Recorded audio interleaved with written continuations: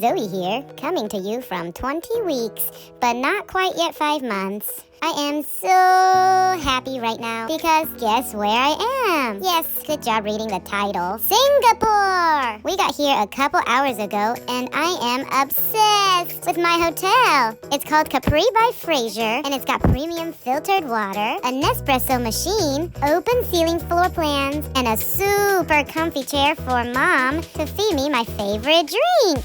Anyways, Singapore is pretty awesome, so keep watching to see the top 9 places to visit here. But first, did I tell you how fluffy this bed is? It's so fluffy! Oops, I digressed. Number 1. You obviously have to come see the Marina Bay Sands, which is Singapore's most iconic hotel, known for its rooftop infinity pool. I didn't go up to see the pool because, well, I don't know how to swim yet, but I did make mom give me my favorite drink right in front of it. Number 2, hawker centers. It's the coolest thing I've ever seen, where hundreds of really good at cooking grandpa and grandma gather together in a complex and sell very cheap food out of their own stalls. My favorites were the Maxwell Food Center and the Chinatown Complex Food Center. Make sure you try some smoking hot roti, some insanely juicy Hainanese chicken rice, some perfectly seasoned kway and some densely textured gento.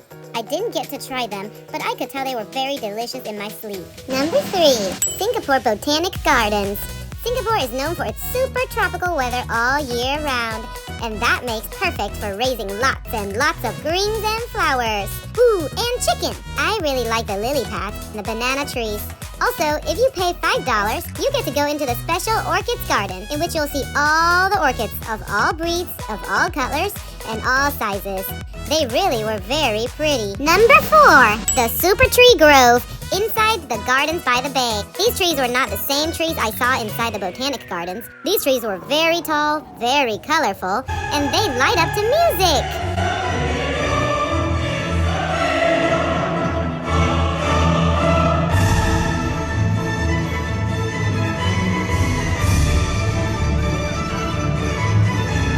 My friend Tess told us to lay down on the floor for the best views. It's seriously so intense and beautiful. Oh, and right beside the SUPERTREE Grove, make sure to look out for these colorful eggs. They kind of look like insect larvae, but really big and really intriguing. Number 5, the Cloud Forest Dome inside Gardens by the Bay. The first thing you'll see when you enter is this gigantic 30 meters waterfall. And then you'll see this enormous mountain covered by all kinds of luscious greenery. You can also get a good view of the Marina Bay Sands Hotel in here, since they let you ride the elevator up to these tall bridges. But if you're afraid of heights, it's probably game over. Number 6, on the opposite side of the Cloud Forest Dome is the Flower Dome. It is filled with flowers all over the world. It's kind of crazy that this many flowers can stay alive at the same time. And even crazier that they are all so perfectly manicured. Make sure you smell the roses along the way and count the number of succulents you see. Number 7, Jewel Mall inside the Changi Airport. I am not a big fan of shopping, but I am a big fan of huge, splishy splashies. The Jewel Mall waterfall is called the Rain Vortex, and it takes the lead in the world's tallest indoor waterfall at 40 meters high. I really am so impressed by Singapore and its waterfalls. Plus, can you believe this one is inside a mall? Number 8, you guessed it, another waterfall surrounded by luscious greenery. But I didn't come here for that. I came here for the butterflies. This is the Butterfly Garden, also inside the Changi Airport, and it's completely free to enter. It is a tropical landscape designed for butterflies to live out their fabulous lives. Apparently, as many as 40 different species of butterflies live in here. Isn't that wild? Last but not least, number 9, the lion with a fishtail, also known as the MERLION. It's located right across the Marina Bay Sands Hotel and surrounded by Singapore's robust skyline. My silly mommy was so excited to see the merlion, she decided to drink from the big merlions and the small merlions' mouths. And those are our favorite places to check out in Singapore while traveling with Zoe. If you're headed to Singapore anytime soon, make sure you check them out. So worth the view. Anyways, I'm gonna wrap this video up with a Q&A segment because I got a stream of questions from some fellow moms who are traveling to Singapore. I figured I would answer some of these about traveling during the coronavirus and just traveling with baby in general. Question number 1, what did you generally pack for the baby, especially for transportation like car seats and stroller if you did pack it? And we really packed very light. We traveled very minimally. If you need some advice on how to pack for the baby on the go, I'm gonna link my video on how to leave the house with the baby with only 6 items, because you really can't bring much while you're walking around in Asia. You're gonna be using public transportation most of the time, and it's just so crowded all the time that you can barely squeeze a car seat in. So we traveled without the car seat and the stroller.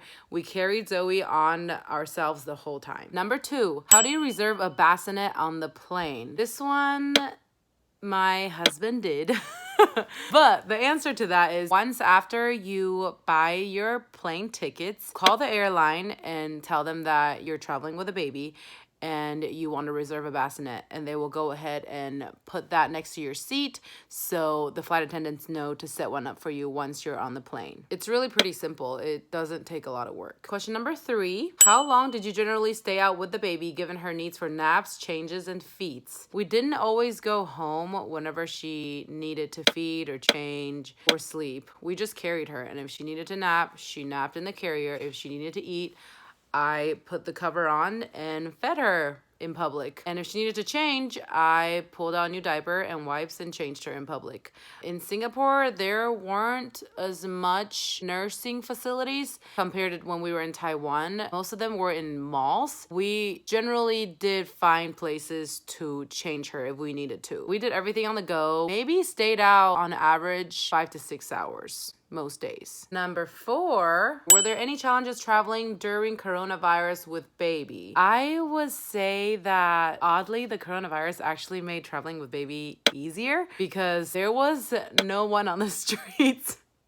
Which is terrible. But one of our friends who lived in Singapore was telling us that it has been so nice to live in Singapore without the Chinese tourists, because they're usually the people that just crowd the streets and have trouble finding seats on MARTAs. You have long lines. It's just hard to get around when Singapore is that crowded. I would say coronavirus actually made our travel plans a little bit easier. We never had to wait in line very long, which is really nice when you're carrying a baby and you're hot and gross, which is the temperature in Singapore. Keep in mind. Number 5, did you wear a mask every day, and did baby wear a mask every day? No, actually the Singaporean government put out a notice for the public to not wear as much masks because they had a national shortage, which is very different from in Taiwan. They encouraged everyone to wear masks, and masks were very difficult to purchase because they were out. So if you're traveling from the States or another country, I advise you to buy a whole pack